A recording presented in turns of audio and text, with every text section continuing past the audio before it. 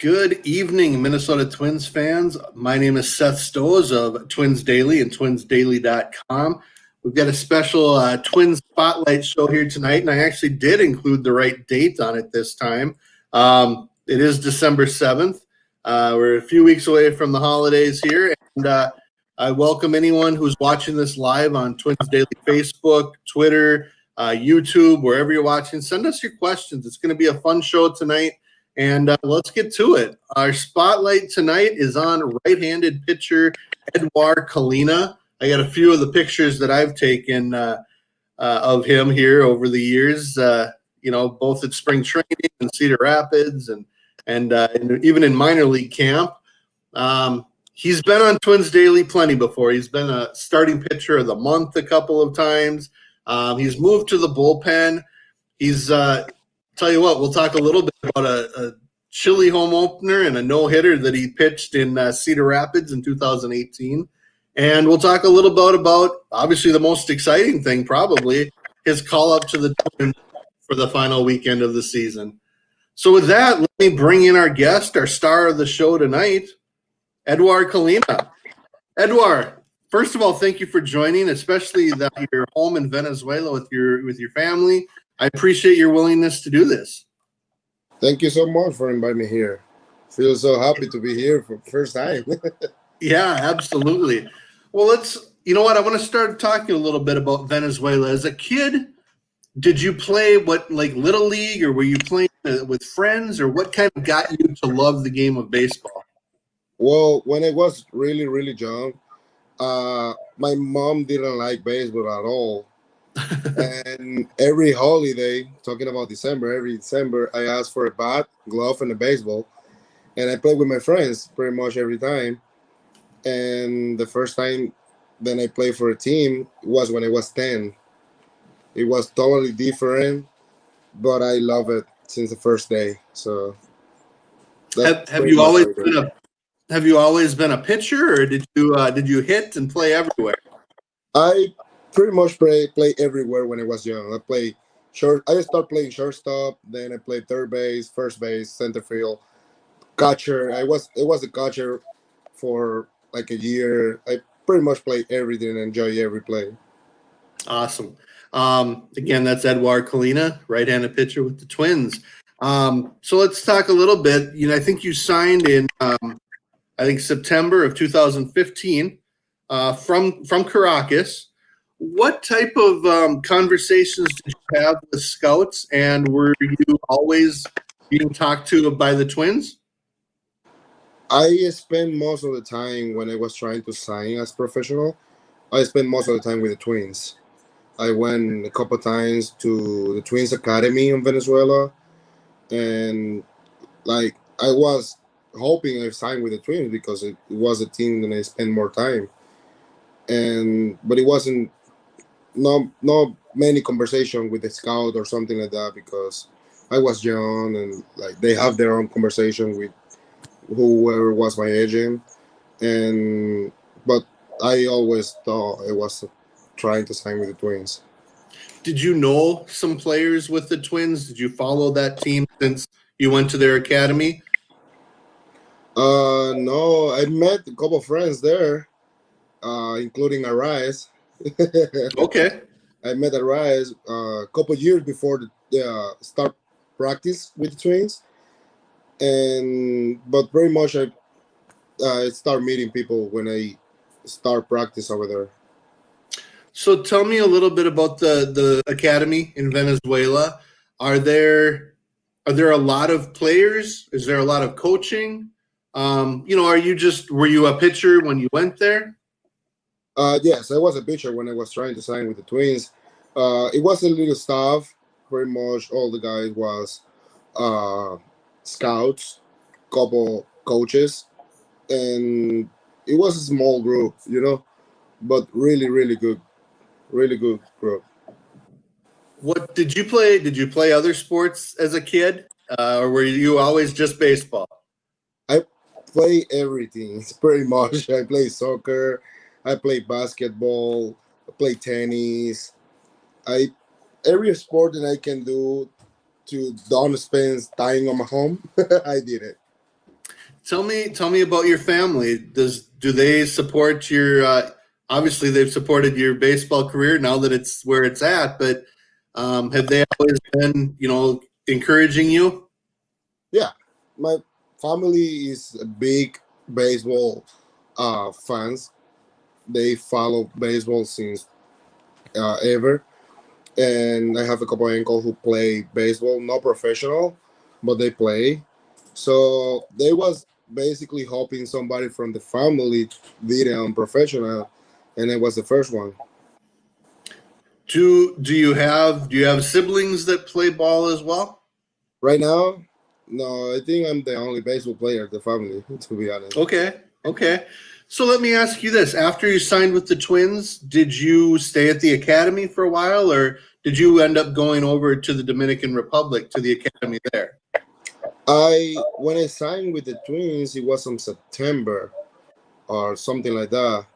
I Hmm. remember I signed with Magallanes at the same time, like a couple of weeks after I signed with the Twins, and I moved to the Winter League team, not to the big team, but I was practice in the alternative team. So I Hmm. was start seeing and learning about baseball, and then I went to Dominican on I think February of the next year, 2016, I think. Okay. So for those watching, we see like the Venezuelan Winter League, the Dominican Winter League, but in Venezuela, you mentioned an alternate team. It's kind of like the minor leagues of that league, right? For the younger players. Yes, that's exactly how it works. In when I played my first year, like right after I signed with the Twins, it was three teams: the big team, and like two minor league teams, something like that, you know. And I was in the second one, and it was a lot of young players. Like it was just learning pretty much how it's gonna be as professional. Sure. All right. Again, we're talking with Edwar Colina. He's on this side of my screen. Right-handed pitcher with the Twins. Again, my name's Seth Stos of Twins Daily. And again, I know we've got quite a few people watching live right now, which is great. If you're no matter how you're watching it, please feel free to send us your questions for Edwar. We'll be happy to take those and answer those. So you debuted in the Dominican Summer League in 2016. Was that kind of eye opener? Was it what you were expecting when you signed? Uh, yes. Oh, I was waiting for that. I was always hoping that I can play professional, and that was the first step, you know. But I didn't feel nervous at all because I worked really really hard on the Venezuelan academy to go there ready to go. And when I was there, I was realistically then it was baseball. You know, it's just baseball, and I was enjoying my game, and that's pretty much how it was in Dominica. okay. And then you came to the States in 2017 and jumped right up to Elizabethton, where you were the pitcher of the year in the league. Um, Yeah. was there a big adjustment in moving or coming to the United States, getting to know people in Fort Myers or that kind of thing? Well, after I played in Dominican, I went to Venezuela and I played in the big team on Winter Oh, League. I threw like one time. It was 2 weeks in the bullpen, but those 2 weeks I learned a lot. To be honest, it was so many veteran players around, so many people who knows about the game more than me, and I was trying to pick most than I can from everybody. You know, when I went to United States for the first time, and it wasn't for Meyer, I knew what it was. You know, I was working really hard physically because the baseball stuff I learned in Venezuela in the Winter League that helped me a lot. So when I went to United States the first time, I was just trying to put every piece together to move on, and that's what I did. I was focused on going to Elizabeth for the first time. absolutely. We do have a question, and I think it transitions well into talking about moving up to Cedar Rapids in 2018. And we got a question from James that's ever pitched in the snow before? I never pitched in the snow before. I threw a couple of snowballs. It didn't work. Didn't work. But I was there. I was there at the beginning. It was snowing, and I remember I was trying to jog or run a little bit to feel the snow. It was too hard.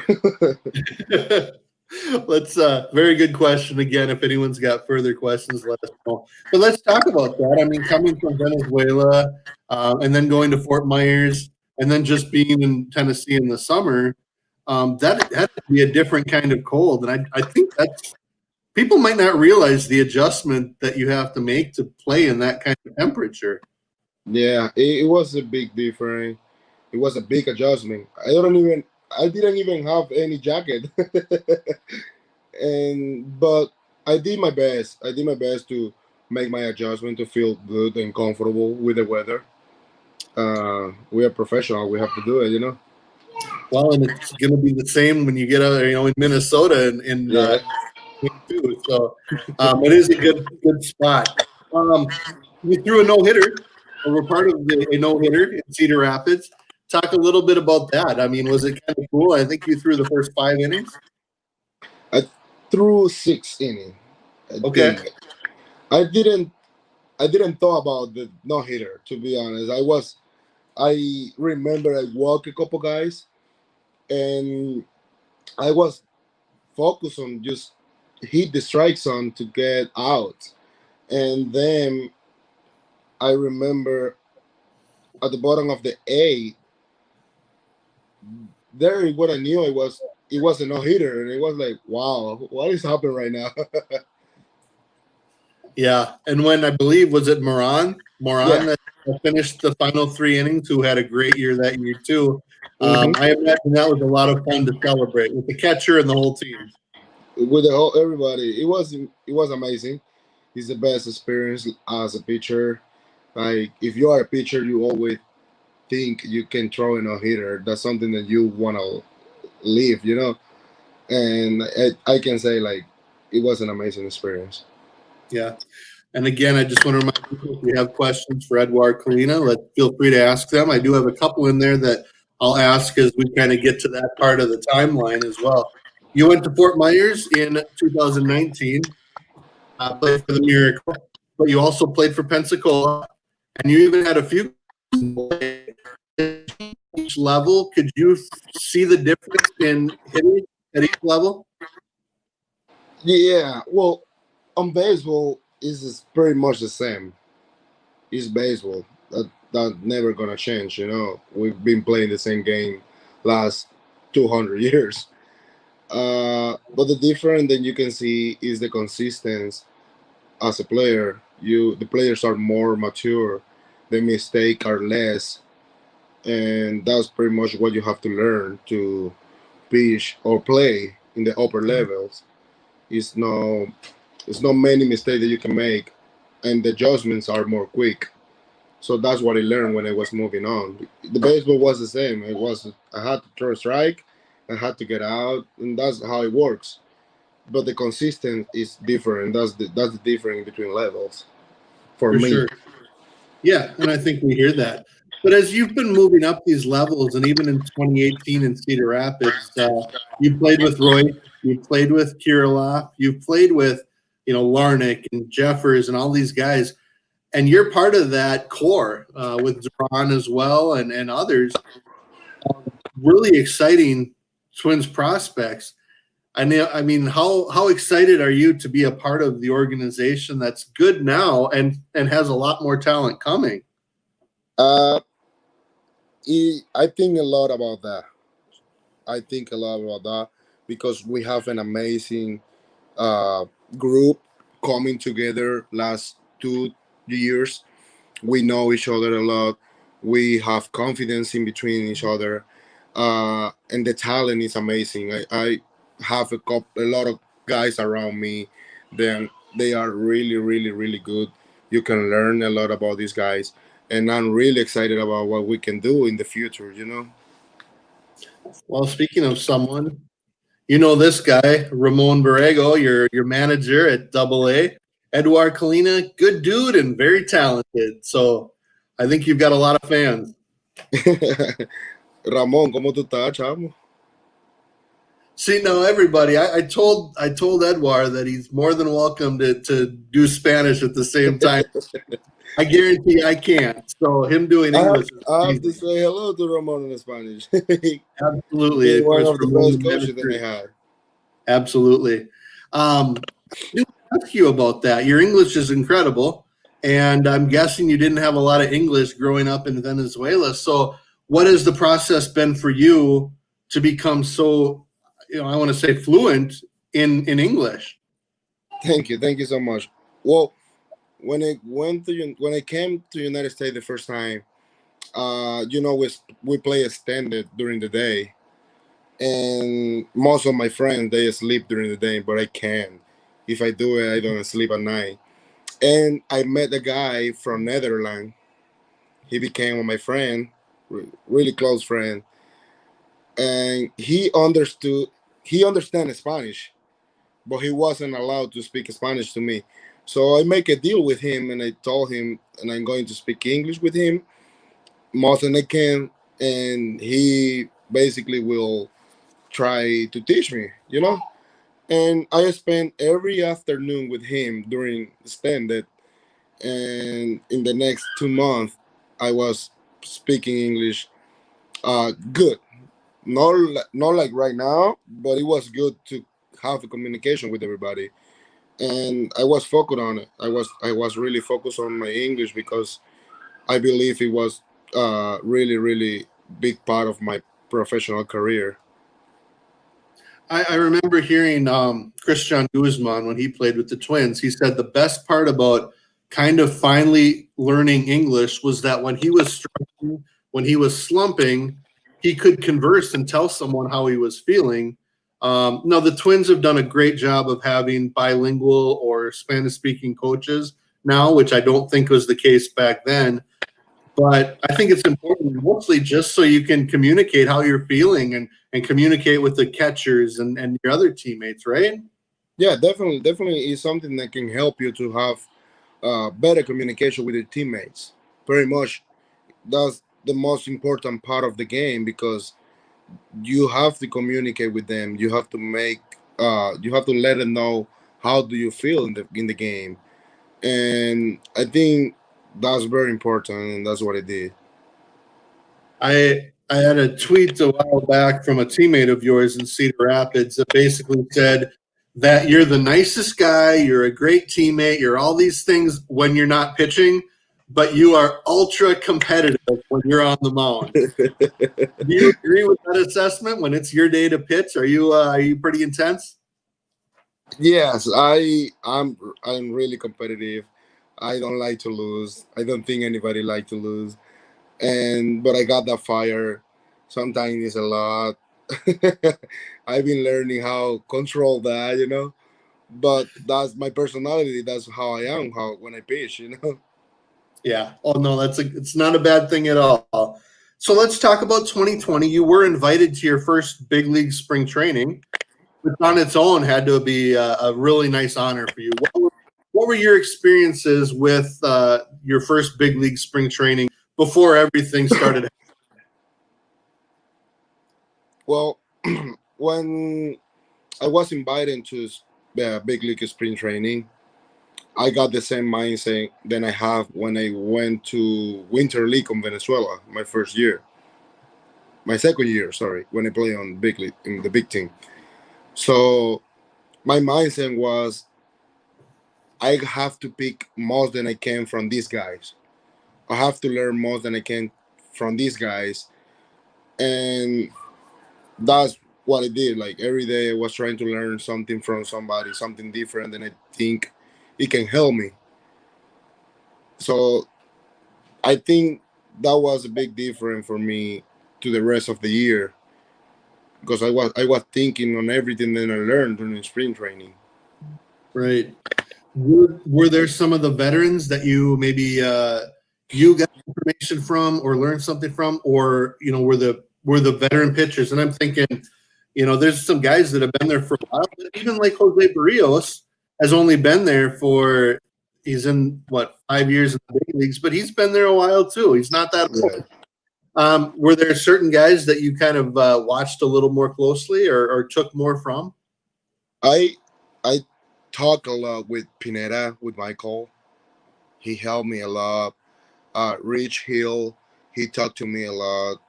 Uh, I watched Jose a lot, Barrios. I like how aggressive he is in the mound.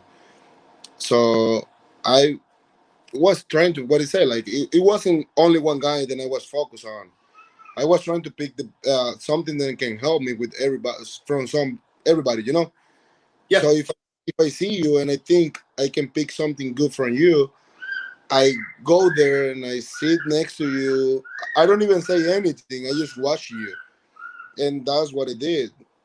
It doesn't matter who is it, or if it's somebody old or if it's somebody young. Like, it doesn't matter to me. If I can learn something from you, I will be close to you. yeah. Oh, absolutely. And then when the virus started moving around and you had to, a lot of guys got sent home, but I believe you stayed in Fort Myers. Is that correct? Yeah. Okay, at the academy. What was that time like for you? I mean, you're wondering what's going on because we were all not really sure how long it would last. Did you keep working? Did you keep throwing? Did you Yeah. have any communication with coaches? We have we communicate with everybody pretty much every single day. I was trying to do more than I can on my room, or Florida was kind of a little bit open, so I was allowed to play catch a little bit. It wasn't the same.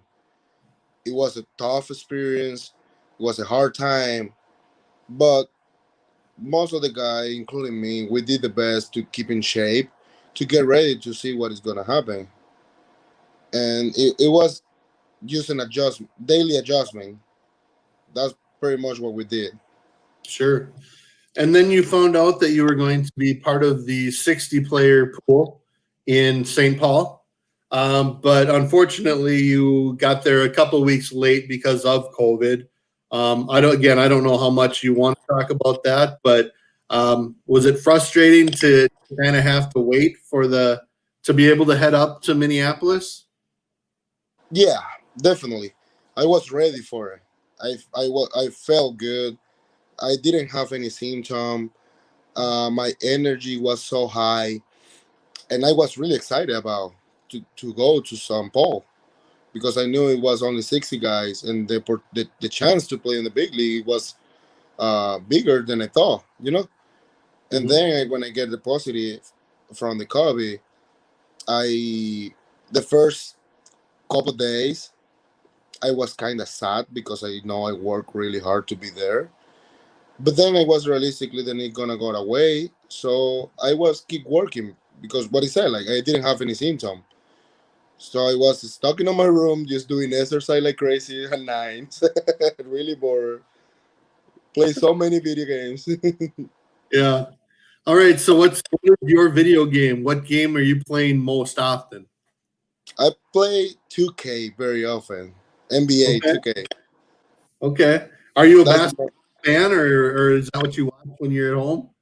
I really like basketball. I hope I can watch a game on live sometime. I Yeah. haven't been a while. Okay. Well, hopefully that can happen soon. So when you did get up to St. Paul, I know you had to probably go through more testing, but what was the day to day like for you in St. Paul? Um, I've talked to some of the other guys that were over there, or we've heard from them when they got called up about what they did because it was very confined. You can talk a little bit about what a day was like for you once you were in St. Paul. Well, St. Paul was pretty much like a season, used in between players, in between the same teammates. But it was pretty much the same routine, the same stuff. You have to do the same thing that you do during the season. My mind was really strong about it. I didn't feel bored or I didn't feel bad about do the same thing every single day because that's what we did as a baseball player. And so I can say like I feel good over there. I felt good. I didn't have any problem with the process. What about, did you throw a lot of bullpens? Was it a lot of exercises? By this point, I think they've, for the most part, you're a reliever. So is it, you throw a bullpen every other day, or kind of what was your personal schedule? And how much did JP Martinez, who was just named the assistant pitching coach for the Giants last week, how much did he influence your day to day? I think I threw a lot of IBPs. I was throwing a lot. I was getting ready to get called in any point, and JP talked to me a lot, and including Sidney Bale, he talked to me a lot too. That's the guys that I was working with pretty much, but that was my routine. I threw some weeks I threw every other day. Some weeks I threw day by day. It was pretty much an adjustment weekly. All right. I mean, we're 26 minutes into this, and again, I want to remind people, if you've got any questions for Twins righty Edwar Colina, please feel free to ask them, whether you're watching it live on Facebook, YouTube, Twitter. We'll be sure to ask those as well. Last week of September, you had been named to a potential playoff taxi squad, so to speak. And I think you had been on the taxi squad for a couple of road trips, or maybe one road trip. But I have to ask, how did you find out that you were going to be in the big leagues as a player, not just taxi squad? How did you find that information out? It was kind of tricky. I get the call from Toby Gardenhire. I was sleeping. He called me early. He called me at 8, and I woke up at 10, something like that, and I missed the call. So I called him back and I asked him what happened, and he told me he talked to me in the dining room. So I showered and I went down, and I saw him, and he told me, "Hey, I was calling you to schedule your live BP coming, but you didn't answer, so you're not gonna pitch anymore." And it was like, oh my god, what I did right now. and then he said, "You're not gonna pitch anymore in the live pitch because you're gonna be in the bullpen on big league." And I didn't know how to react, so I was freezing, and I just asked like, "Are you talking serious?" Yeah. And I didn't feel hungry. I was really hungry before he told me that. And I didn't feel hungry. I was really excited to call my mom, my grandmother, my father. And like, it's really, really hard to explain how did I feel. And I talk about that right now and I'm checking because it was something that I was waiting my whole life, as professional. It's something that we dream with. Is is the best of the best as a baseball player. Absolutely. And And so it's really, really hard to explain it, to be honest. oh, I get it. Those phone calls to your family, I imagine those were pretty emotional. Yeah, definitely. When I called my mom, she didn't believe me at all the first time, and then she didn't answer back. She answered to me like 2 hours later, and then she told me like I didn't know what to say, and I was just celebrating, and I was so happy, and I don't even want to talk. Oh, that's fantastic. And now, as we mentioned at the beginning, you are back in Venezuela. I think you've been there a couple of weeks. Um, has it been kind of an emotional return home now that you've reached this goal of your career? Yes, they are really excited about it. Like the emotion and the feeling to share the stuff with them on person is way different than by phone. And my mom is feels really, really happy to have me at home, and my dad and my grandmother, my family around. They feel really good that I'm back home, at least for a little bit. But I have Yeah. the time to share the experience with them. Oh, that's fantastic. All right, last few minutes here with Edwar Colina. Well, we'll talk a little bit about your debut on a Friday night. Can you explain how you felt when you were running in from the bullpen the mound. I imagine your heart's beating a little faster. What was going through your mind on your way to the mound?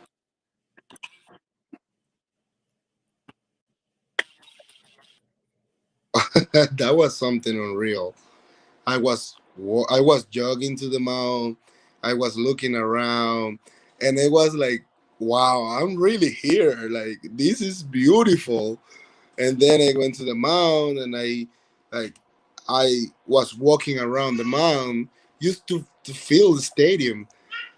It was something unreal. It's too hard to explain that. How did I feel when I was walking to the mound? And I think it probably didn't go as well that inning as you would have wanted it to. But as you've had a chance to take back, are you still able to grab the good from that, getting that first outing your way?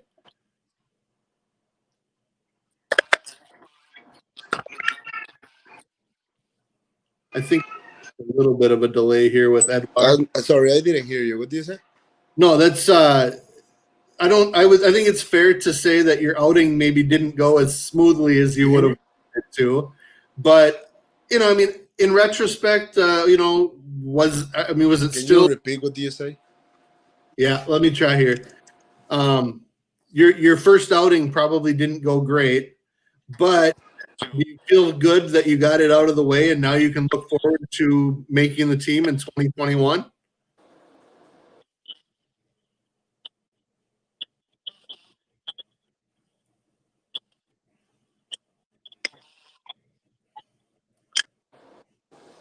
Yeah, definitely. Like I don't change anything of what happened. Baseball is baseball. That can happen every time to everybody. You know, it was an experience. It was the best night of my life. Even if I didn't get the results that I want, nobody want to have a bad day in baseball. But you have to move. You have to move on, and I did it right at the moment. Like I understand it's baseball, and that can happen. I was so excited about being part of my team, be part of the big league stuff, be part of this history of my country and everything. So the results probably didn't how I thought, but it doesn't matter. Like you have to move on. N- Next days are gonna be better. New days are gonna happen. Bad days are gonna happen. It's baseball. Yeah, We never know what is gonna happen. I don't change anything of my day on my debut. perfect. Perfect. All right. We do one of the things that was shown, and you can answer this if you want, or you can say that it's between the two of you. But we do have a question from Kay Christensen. Edwar, what did Rich say to you after your first outing? Rich Hill, that is. And again, it's up to you. I know Rich said he was fine keeping that between you and him, and if you want to do that, that's fine. But did he offered you some words of support? Uh, Rich, Rich is an amazing guy. Rich is the kind of person that you want to follow. He basically talked to me about baseball. It wasn't anything. It was any different about it. He told me like how do I have to feel about the game, and we was talking about stuff of pitching. He didn't mention anything, any mistake or any pitch that I did. He didn't mention anything of my outing. He was trying to talk to me as a person, as a baseball player, with his experience, and that's what I appreciate most of him. So it was something normal. It wasn't even about what is happening during my game. Okay. Oh, that's good. But you talk about Rich Hill being a veteran, and we talked about this a little. Nelson Cruz getting a chance to maybe know and talk to him. I imagine that's pretty cool. And there are some other players, like you mentioned, our eyes from Venezuela. Again, just kind of as you've had a chance to step back, are there things that you learned about yourself or just about being a major leaguer from this shortened season? I didn't hear you very good. What do you say? with players like Rich Hill and Nelson Cruz Okay. and guys like you said you knew Arise previously, and some of these guys have been teammates of yours before.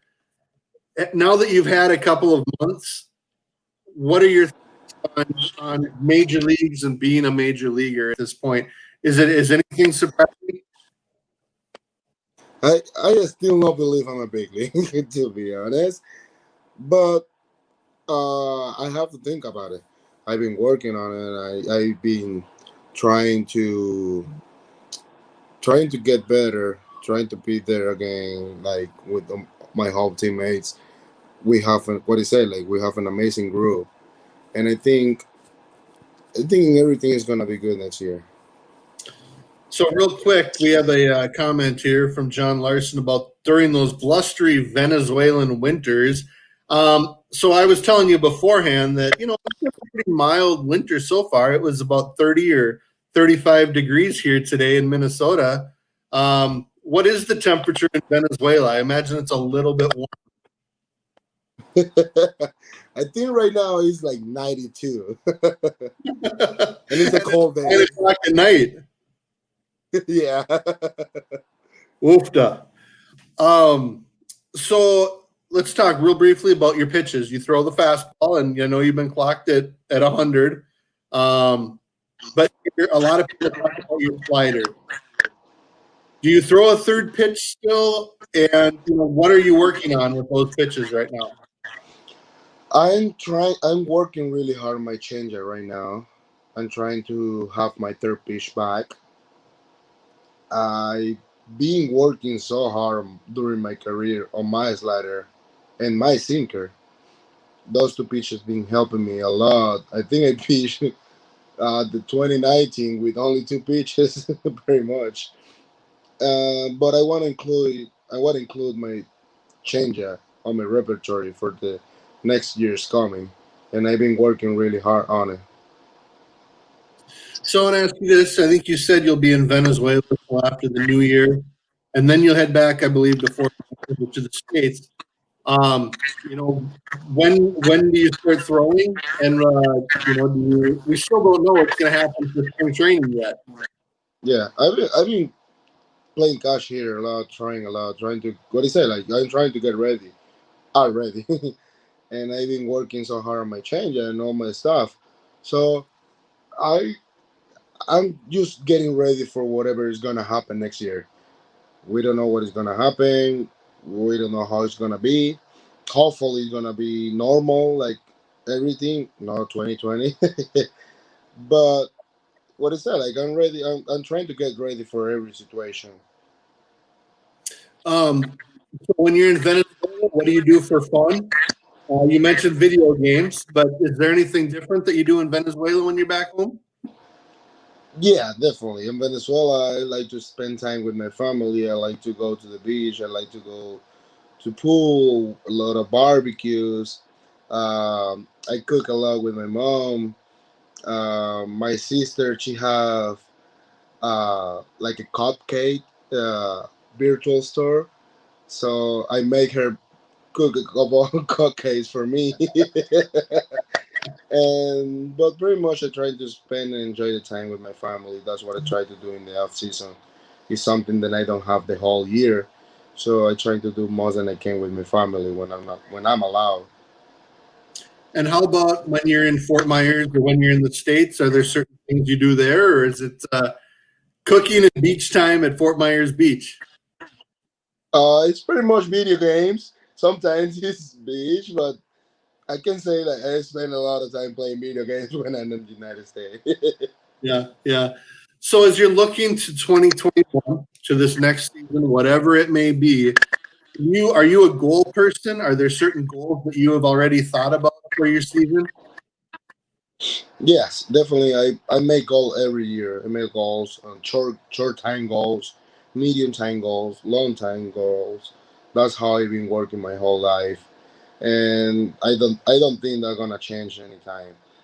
And but I I create goals every single year, like per month, for the year, for half the season. I'm a golf person.